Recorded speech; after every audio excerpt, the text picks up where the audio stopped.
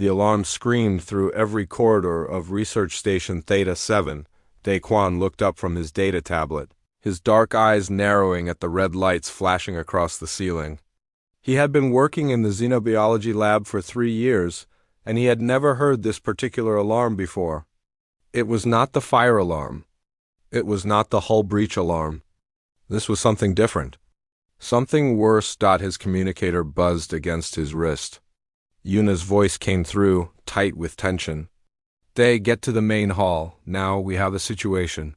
Day grabbed his jacket and ran. His footsteps echoed in the empty corridors. Most of the station crew was already gathering in the main hall. When he pushed through the doors, he stopped. Cold. 6 Valorians stood in the center of the room. They were massive creatures, each one standing nearly 8 feet tall. Their bodies were covered in silver and black scales that caught the light like polished metal. Their eyes were large and reflective, designed for hunting in darkness. Their claws, retracted but still visible, could tear through steel doors. These were apex predators, the kind of species that made other aliens nervous just by existing, but right now, they did not look dangerous. They looked desperate. The lead Valorian stepped forward. Her scales were darker than the others, marked with white streaks that indicated her status as pack leader. Her name was Velshara, and Day had met her twice before during diplomatic functions. She had always been calm, controlled, radiating the confidence of a creature that feared nothing. Today she was shaking. Our cubs are missing, Velshara said. Her voice was deep and rough, but Day could hear the tremor in it. They were with us during the station tour. We stopped in the observation deck for only moments. When we turned around, they were gone. The station commander, a human named Wu Taik, stepped forward. He was a tall man with gray hair and a stern face. How long ago? 3 hours, Velshara said. The other Valorians behind her shifted, their claws scraping against the metal floor. We have searched. We have called for them. They do not answer. 3 hours. Day felt his stomach tighten. The station was huge, a maze of corridors, storage rooms, and maintenance shafts. 3 small cubs could be anywhere. Valorian cubs are dangerous, one of the security officers said. He was a Krillian, a species known for their logical thinking. They have not learned control yet. Their claws carry toxins. If they feel threatened, they will attack. They are children, Velshara snarled, and the temperature in the room seemed to drop. They are frightened. They need their pack. Wu Taik raised his hands. We will help you search. Everyone split into teams. Check every section of the station. But be careful. If you find the cubs, do not approach them. Call for Velshara immediately. The crowd began to break apart, forming search teams. Day moved toward Velshara. The other Valorians watched him with their reflective eyes, but they did not stop him. I want to help, Day said quietly. Velshara looked down at him. Humans were small compared to Valorians. Day barely reached her chest, but she nodded slowly. You study animal behavior? Perhaps you can think like prey. It was not meant as an insult. Valorians saw the galaxy in simple terms, predators and prey. Humans, despite their technology, were prey. Small, weak, fragile. But Day had learned that Valorians respected honesty and directness. Tell me about your cubs, Day said. How old are they? What do they act like when they are scared? Velshara blinked as if she had not expected the question. They are young. Only 6 months past hatching. They stay close to the pack always. They have never been alone before. What do they eat? Meat, protein. They need to feed every few hours or they become weak. Day nodded slowly, his mind working. And when they are frightened, what do? They hide, Velshara said. Her voice was softer now. They make themselves small. They wait for the pack to find them. But the pack has been searching for 3 hours, Day said carefully. Calling for them, making noise, and they have not come out. Velshara's scales rippled, a sign of distress. We are their safety. They should come to our calls. Unless they cannot tell the difference between your calls and danger, Day said. He saw the confusion in her eyes and continued. They are alone for the first time. Everything sounds scary. Even their pack might sound like a threat if they are panicked enough. The other Valorians growled low in their throats, but Velshara silenced them with a gesture. She stared at Day for a long moment. "What are you suggesting?" "Let me try a different approach," Day said. "Give me access to the environmental controls and the security feeds. And give me time." "Time?"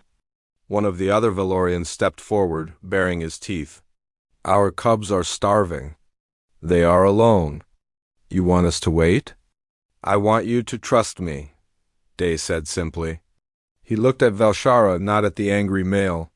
"Your instincts tell you to hunt, to search, to call out. But your cubs' instincts are telling them to hide from everything loud and scary. Let me try to make them feel safe enough to come out." Velshara was silent for a long time. The other Valorians watched her, waiting for her decision. Finally, she nodded once. "You have 2 hours, human. After that, we tear this station apart if we must?" Day nodded back. 2 hours. That is all I need." He turned and walked toward the control room, where Yuna was already pulling up station schematics on the main screens. As he left, he heard one of the Valorians mutter to Velshara in their own language. The translator in his ear caught the words, "You trust a prey creature to find our young?" Velshara's response was quiet but firm. "I trust a creature who asked about my children instead of their danger."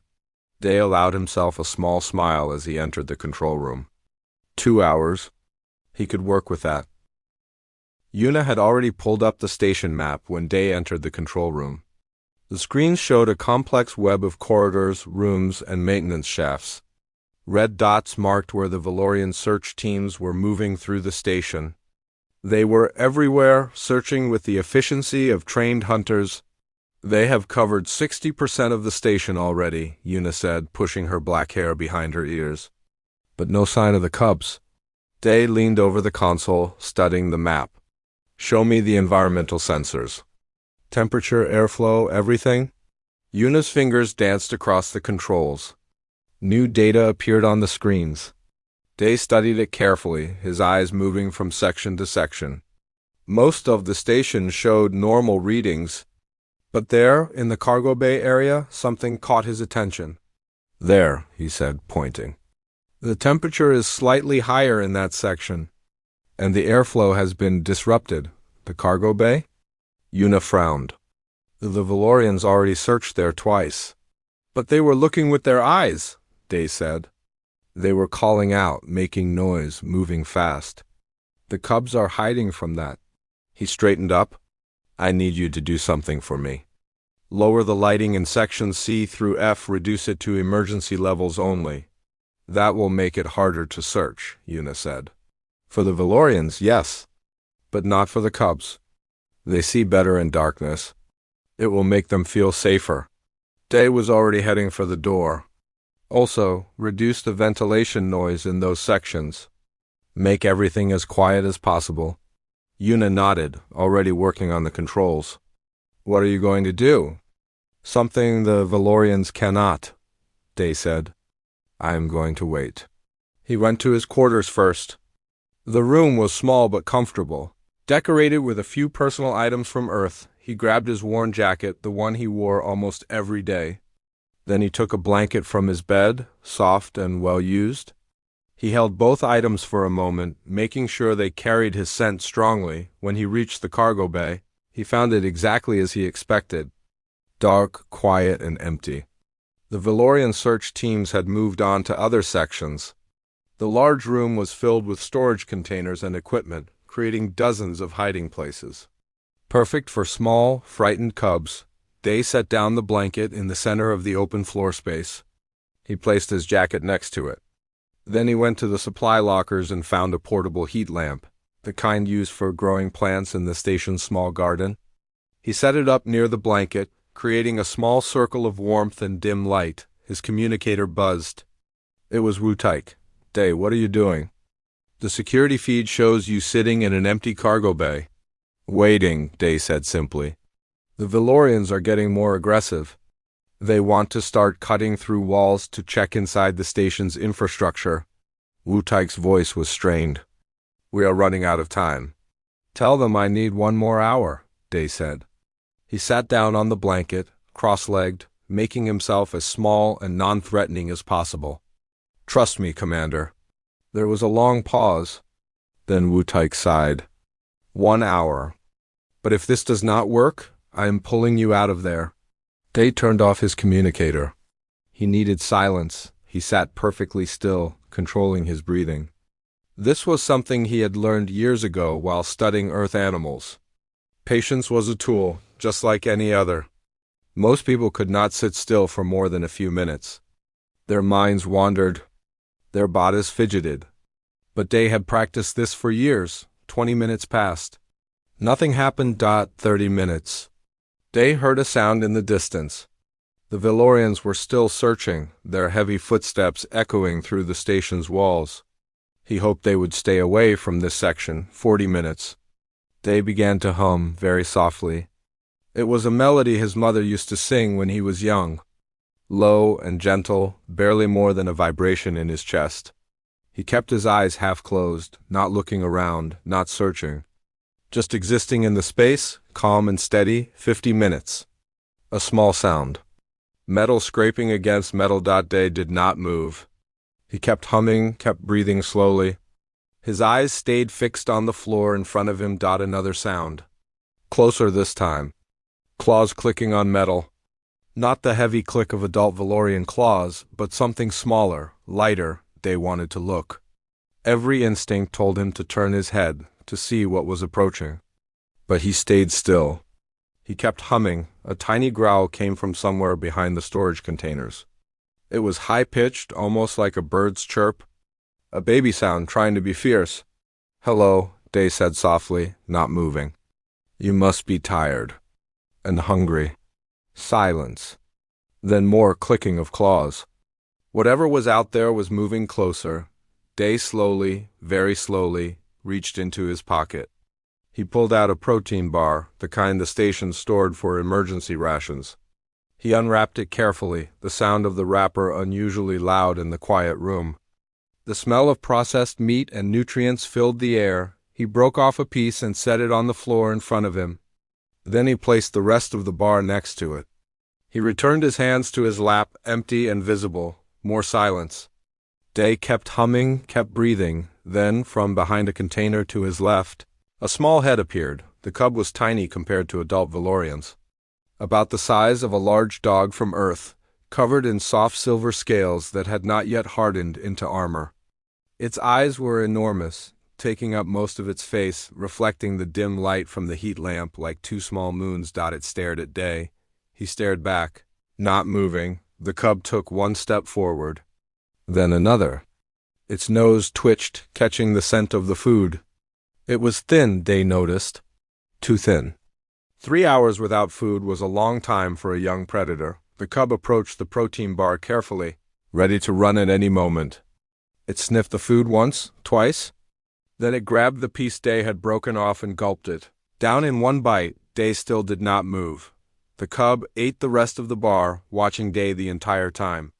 When the food was gone, it sat down, just outside of arm's reach. It made a small chirping sound, almost like a question. I know, Day said softly. You are scared. You are lost. You want your mother.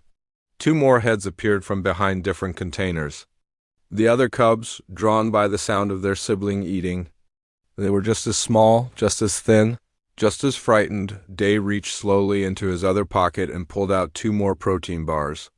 He unwrapped them with careful movements and placed them on the floor. The other cubs approached, cautious but hungry. Soon all 3 were eating, their small tails swishing with each bite. When the food was gone, they did not run away. They sat in a small group, watching him. Day noticed they were shivering slightly. The cargo bay was not cold, but the cubs were used to sleeping in a warm pile with their pack. He looked at his jacket, then at the cubs. Very slowly, he picked up the jacket and spread it out next to him. He lay down on his side on the blanket, making himself as flat and non-threatening as possible. The cubs watched him. One of them yawned, showing tiny, sharp teeth. It is okay, Day whispered. You can rest here. You are safe. He closed his eyes and went back to humming softly. The heat lamp glowed above them. The station was quiet. After a few minutes, he felt a small weight press against his chest. The first cub climbed onto Day's chest with the clumsy movements of a tired child. Its small claws pricked through his shirt, but not deep enough to break skin. The cub circled once, twice, then settled down with its head tucked under its own tail. Day could feel its heartbeat, fast and light like a bird's. He kept his breathing steady, kept humming his gentle tune. He did not move his arms to hold the cub. He just let it rest there, accepting what it needed. The second cub approached more slowly. It sniffed at Day's hand, which was lying palm up on the blanket. Its tongue flicked out, tasting his skin. Day felt the rough texture like sandpaper. The cub made a small sound, almost like a purr, and climbed up to join its sibling. It curled against Day's side, wedged between his arm and body. The third cub was the smallest. It stayed back, watching its siblings with large, uncertain eyes. This one was more cautious, more afraid. Day understood. In any group, there was always one who needed more time. "It is okay, little one," Day whispered. "No rush, you can stay there if you want." But the cub was shivering harder now. Its siblings were warm, pressed against the human's body heat. It was alone and cold. Finally, with a small chirp that sounded almost sad, it crept forward. It did not climb onto Day's chest. Instead, it squeezed itself into the curve of his bent legs. Making itself as small as possible, Day felt something tighten in his chest. Not from the weight of the cubs, but from something deeper. These were supposed to be fierce predators, the kind of creatures that made experienced soldiers nervous. But right now, they were just babies. Lost, scared babies who needed warmth and safety. He started humming a different tune, one his grandmother had taught him. She had raised chickens on her small farm, and she used to hum to them when they were upset. It seemed to work on alien predator cubs, too. The cubs' breathing began to slow, falling into the rhythm of sleep. Day could feel their small bodies relaxing, their muscles unclenching. They felt safe. That was the important thing. He had no idea how long he lay there. His legs were starting to go numb. His arm, trapped under one of the cubs, had pins and needles running through it. But he did not move. He barely even breathed too deeply, afraid of disturbing them. The cargo bay was silent except for the soft hum of the ventilation system and the quiet purring sounds coming from the cubs. Day let his own eyes close. Not to sleep, but to rest. He had done what he set out to do. The cubs were safe. Now came the hard part, reuniting them with their pack without causing panic. His communicator was still off, tucked in his pocket. Yuna would be watching on the security feeds. She would know what had happened. She would alert the others. All Day had to do was wait, but waiting was harder now. The cubs were so small, so trusting. What if the reunion went wrong? What if the adult Valorians moved too fast, made too much noise, and scared the cubs? What if the cubs tried to run and hurt themselves? Stop it, Day told himself. You have done your part. Trust the process. The cub on his chest shifted slightly, making a small squeaking sound in its sleep. Its scales were soft, not yet hardened into the armor that adult Valorians had. Day wondered how old they would be before they learned to be fierce. How long before they stopped being children and became hunters. He hoped they would remember this somehow. Remember that not everything in the universe wanted to hurt them. That sometimes safety came from unexpected places, footsteps, very quiet, very careful, but definitely footsteps. The cubs stirred but did not wake. They were too deeply asleep, too exhausted from their ordeal. Day opened his eyes slowly. The cargo bay lights were still dim, but he could see a large shadow at the entrance. Then another. Then more. The Valorians had arrived. Velshara entered first, moving with a care Day had never seen from her species before. Her large reflective eyes found the cubs immediately, and Day saw something in her expression change. Relief, joy, and something else. Something that looked almost like wonder. Behind her, the other 5 members of her pack filed in. They all stopped, frozen, staring at the scene before them. 3 Valorian cubs, sleeping peacefully on top of a human. Day slowly raised one finger to his lips. The universal gesture for quiet. The Valorians understood immediately. They went perfectly still, hardly even breathing. Velshara approached with steps so light they made no sound. She stopped a few feet away from Day, looking down at her cubs. Her scales rippled through several colors, relief, confusion, something that might have been gratitude. They were hungry, Day whispered, his voice barely audible. And cold. I gave them food and warmth. They came to me on their own. They are sleeping, Velshara said softly. Her voice, normally deep and commanding, was gentle now. They never sleep so deeply outside of the pack den. They feel safe, Day said simply. One of the other Valorians made a sound, quickly silenced by Velshara's gesture. But Day had heard it, disbelief, maybe even anger. He understood. To them, this should not be possible. Their cubs should fear humans, or at least be wary. Instead, the cubs had chosen to sleep on one. How? Velshara asked. How did you make them trust you? I did not make them do anything, Day said. I just showed them I was not a threat. I was patient. I was calm. I gave them what they needed without asking for anything in return. The cub on his chest yawned, showing tiny teeth. Its eyes opened slightly, unfocused and sleepy. It saw its mother and made a small happy chirp. But it did not move. It just snuggled deeper into Day's shirt and went back to sleep. Velshara made a sound that might have been a laugh or might have been a sob. They still trust you more than they fear waking up. They are very tired, Day said. Should I try to move them to you? No, Velshara said quickly. Not yet. Let them wake naturally. We do not want to startle them. So they waited. The Valorians stood in a protective circle around Day and the cubs. Yuna appeared at the cargo bay entrance, her eyes wide. She had a camera in her hand, but she did not raise it.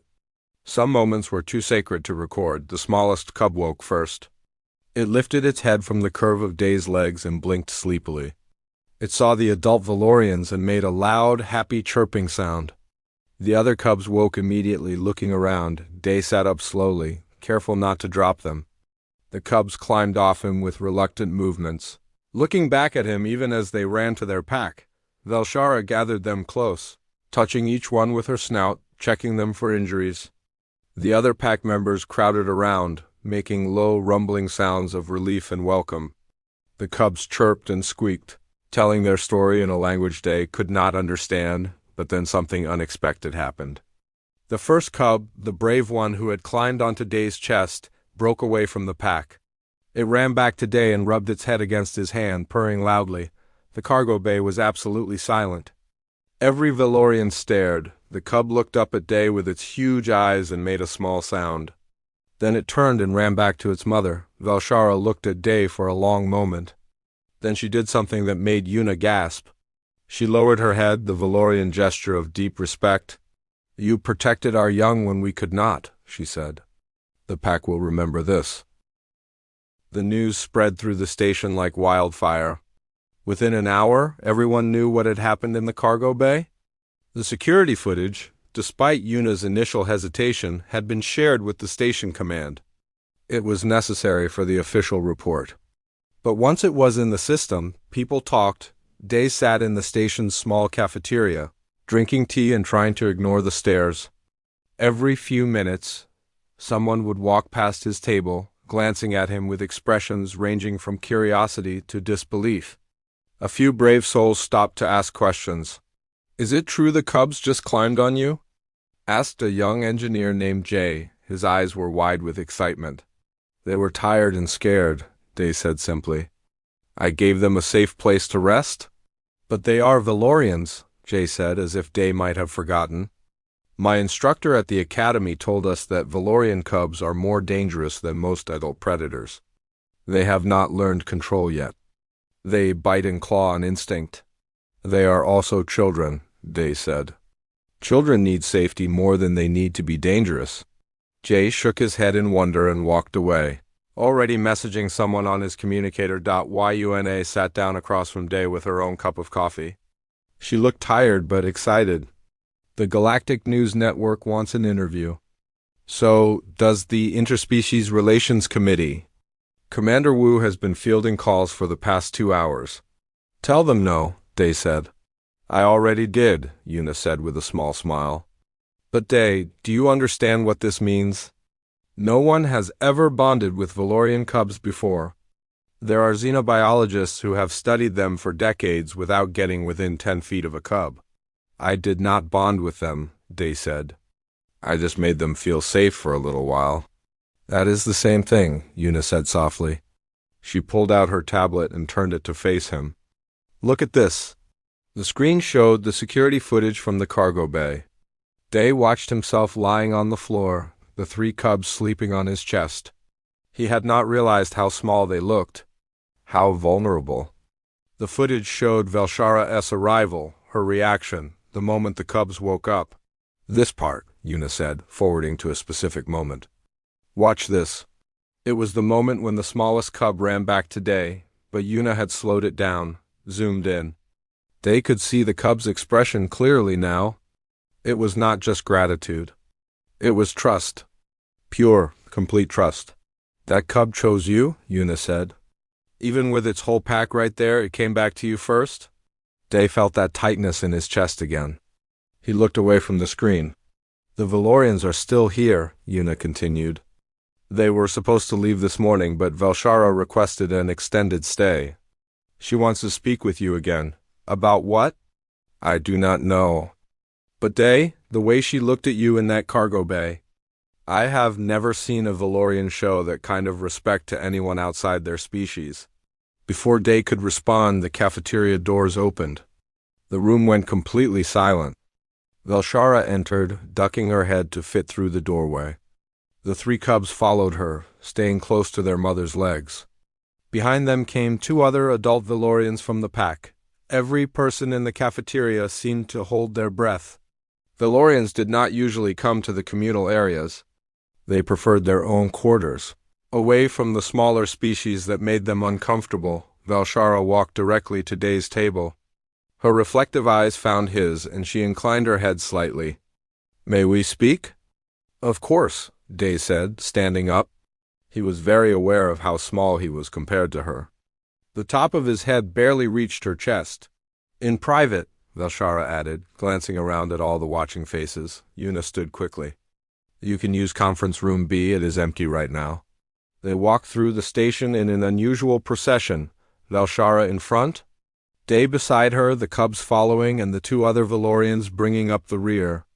People pressed themselves against the walls to let them pass. STA conference room B was small but comfortable, with a large table and chairs designed to accommodate different species. The Valorians did not sit. They stood in a loose group, the cubs staying close to their mother. I need to understand something, Velshara said once the door closed. My cubs are trained from hatching to trust only the pack. We teach them to be wary of other species, to see threats everywhere. This is how we survive. But yesterday they trusted you completely. How? Day thought about his answer carefully. I did not ask them to trust me. I just showed them I was safe. There is a difference. Explain. Your cubs were lost and afraid. When they heard your pack searching, calling out, making noise, their instinct told them to hide. Everything sounded like danger, so I became the opposite of danger. I was quiet. I was still. I was warm. I offered food without demands. I did not chase them or grab them or force them to do anything. I just existed in the same space and let them choose. One of the other Valorians, a male with dark stripes across his scales, made a growling sound. You made yourself weak, pray? Yes, Day agreed. I made myself non-threatening. Because your cubs did not need another predator. They needed safety. Velshara was quiet for a long moment. We do not teach our young about safety. We teach them about strength. I know, Day said gently. But they are too small for strength yet. Right now, they need to know the world has safe places too. The smallest cub, the one who had been most frightened, crept forward. It approached Day slowly, its large eyes fixed on his face. When it reached him, it made a small chirping sound and touched his hand with its snout. Day crouched down to the cub's level. Hello again, little one. Are you feeling better? The cub purred and rubbed against his hand. Velshara watched this with an expression Day could not read. They still remember your scent, she said. They feel calm near you. They went through something scary, Day said, gently scratching behind the cub's head ridge. The cub's eyes closed in pleasure. Sometimes scary experiences create strong bonds. We have a custom in our culture, Velshara said slowly. When someone saves a pack member's life, they are given a pack marker. It is a crystal that carries the pack's genetic signature. It means you are under our protection, that you are considered pack, even if you are not Valorian. Day looked up at her. I did not save their lives. I just kept them company for a little while. You protected them when we could not, Velshara said firmly. You gave them what they needed most. In our culture, that is the highest form of pack loyalty. She reached into a pouch at her side and pulled out a small crystal. It was clear like diamond, but seemed to glow from within with a soft silver light. This is our pack marker. I offer it to you, Daquan, as a token of our gratitude and respect. The room was silent. The other Valorians watched. Yuna, who had slipped in quietly to observe, had her hand over her mouth. I am honored, Day said softly, but I am not sure I understand what this means. It means that wherever you go in the galaxy, any Valorian who sees this marker will know you are under my pack's protection, Velshara explained. It means that if you ever need help, any member of my species will answer your call. It means you are pack. Day took the crystal carefully. It was warm in his palm, and he could feel a slight vibration from it, like a heartbeat. Thank you. I will treasure this. There is more, Velshara said. I would like to request something from you, if you are willing. What is it? I want you to teach other humans your methods, she said. The Valorian Council has been trying to improve relations with other species for years, but we do not know how. We only know strength and hunting. You know something we do not. You know how to make others feel safe? Will you help us learn? Day looked at the three cubs, all watching him with their huge eyes. He looked at Velshara, this fierce predator who was asking him for help. He thought about all the species in the galaxy who feared each other, who never learned to trust. Yes, he said. I will help. 1 week had passed since the incident in the cargo bay.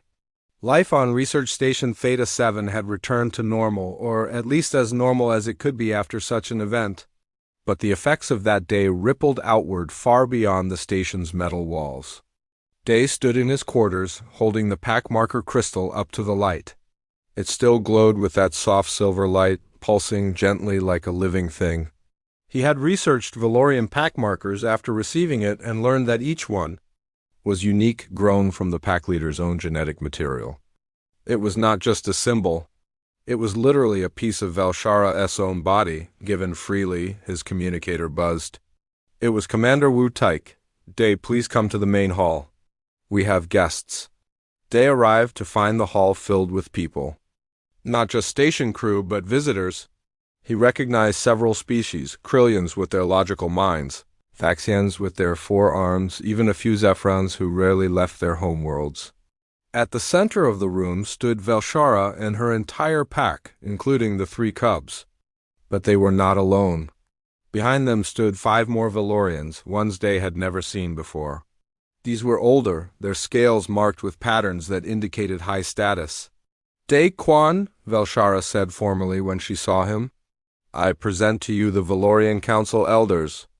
They have traveled far to meet you. The oldest Valorian stepped forward. Her scales were almost white with age, and her eyes held a wisdom that made Day feel very young. I am Elder Shannara. I have served on the council for 40 cycles. In all that time, I have never given a pack marker to an outsider. Neither has any other elder, until today. She gestured, and the other elders approached. Each one carried a pack marker crystal. They placed them on the table in front of Day, one by one. 5 crystals, each glowing with a different shade of silver and white. We have reviewed the footage of your interaction with the cubs, Elder Shannara continued. We have consulted with our behavioral specialists, our historians, and our spiritual guides. They all agree on one thing. What you did should not have been possible. Day felt a flutter of worry. I did not mean to cause any problems. You did not cause problems, the elder said, and Day thought he heard amusement in her voice. You caused a revelation. For generations, we Valorians have believed that our way is the only way. Strength, hunting, pack loyalty through fear and respect. We teach our cubs to be fierce from the moment they can walk. We thought this made us strong. She paused, looking at the 3 cubs who were sitting quietly near their mother. But you showed us something we had forgotten. You showed us that before they can be fierce, cubs need to feel safe. You did not make them weak. You gave them the foundation to become truly strong, one of the other elders spoke up.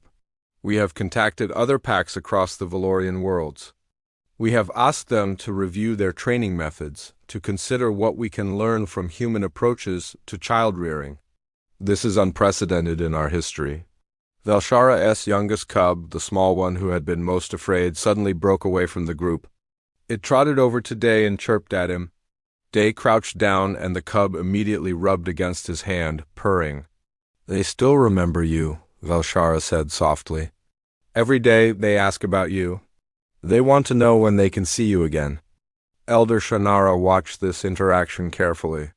This is why we are here. The council has made a decision. We would like to establish a cultural exchange program. We want to send young Valorians to learn from human teachers, and we want human observers to visit our worlds. We want to understand this gift you have, this ability to create safety instead of fear. They stood slowly, careful not to disturb the cub. I am just one person.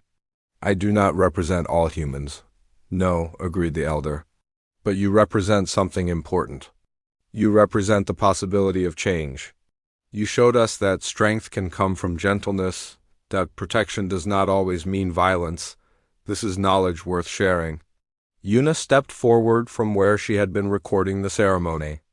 The Galactic Council has also contacted us. They want to study what happened here. Not just for Valorians, but for all species. There are many cultures that teach their children through fear. Maybe there is a better way. Commander Wu Taik cleared his throat.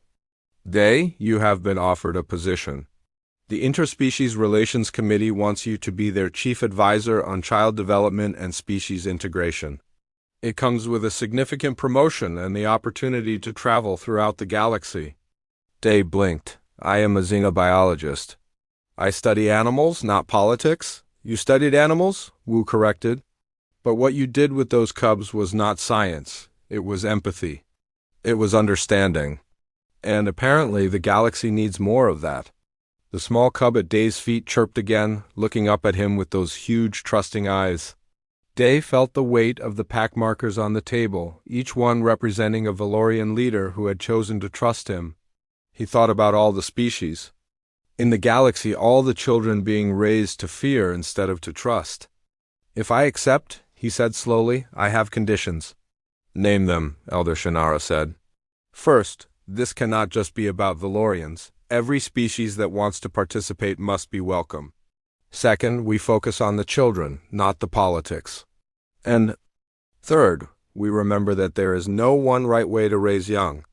We are not replacing Valorian culture or any other culture. We are just adding more tools, more options. The elder's scales rippled in what Day had learned was approval. These are wise conditions, we agree. Then I accept, Day said. The hall erupted in noise. People talking, congratulating, asking questions. But Day's attention was on the 3 cubs. They had all gathered around him now, making happy chirping sounds. The boldest one climbed up his leg to his shoulder, balancing there carefully. Velshara approached and stood beside him. They want to know if you will visit them before we return home. Of course, Day said. I would like that very much. They also want to know if you will teach them to hum like you did in the cargo bay, she added, her voice carrying that amused tone again. They have been trying, but they cannot make the same sound. Day laughed. It was the first time he had truly laughed since the whole incident began. I can try to teach them. But I'm not sure Valorian vocal cords work the same way as human ones. Perhaps not, Velshara said, but they will try anyway. Because you showed them it was okay to try things even if they seem weak or soft. That is a valuable lesson. 3 months later, Day stood in a classroom on the Valorian homeworld. It was his first official visit as the new cultural exchange advisor.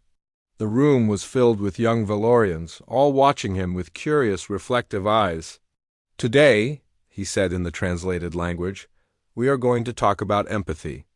"Can anyone tell me what that means?" A young Valorian raised a claw. "It means understanding how others feel." "Close," Day said. "It means feeling how others feel. Not just knowing it in your mind, but feeling it in your heart." He placed his hand over his chest. "When someone is scared, you feel scared for them. When someone is happy, you feel happy with them." "But that sounds weak," another young Valorian said. "Why would we want to feel what prey feels?" Day smiled. He had expected this question. Because one day you might be the scared one. You might be lost or hurt or alone. And when that happens, would you want everyone around you to see you as weak? Or would you want someone to understand and help you feel safe? The classroom was silent. The young Valorians looked at each other, thinking. "Let me tell you a story," Day said. "It is about 3 cubs who got lost on a space station. They were scared and alone, hiding from everyone, even their own pack. But then someone showed them it was okay to be scared. Someone gave them safety instead of judgment. Those cubs learned something important that day. They learned that being vulnerable is not the same as being weak." One of the young Valorians in the back raised a claw. "Are you talking about Pack Leader Velshar's cubs?" "Yes," Day said. "And do you know what happened to those cubs? They grew strong because they learned it was okay to be weak sometimes. They learned to trust, and trust made them brave." The class continued, and Day shared stories, exercises, and ideas. Some of the young Valorians understood immediately. Others were skeptical. But they all listened, and that was a start. After class, one young Valorian approached him. She was small for her age, with lighter scales than her peers. "Teacher Day," she said quietly, "I am often scared. The other cubs say I am too soft. But you make it sound like being soft is okay." Day crouched down to her level. "Being soft is more than okay. It is a strength. Soft things can bend without breaking. Hard things shatter." He smiled at her. "The galaxy needs both. It needs hunters and warriors. But it also needs healers and teachers. And sometimes the bravest thing you can do is admit you need help." The young Valorian's scales rippled with relief. "Thank you, teacher." That evening, Day sat in his temporary quarters on the Valorian world, writing a report for the Interspecies Relations Committee. His door chimed. "Come in," he called. It was Velshara with her 3 cubs. They were bigger now, growing fast as Valorians did. But when they saw Day, they chirped with joy and rushed to him just like they had when they were tiny. "They insisted on visiting before sleep time," Velshara said. "They have not forgotten you." "I have not forgotten them either,"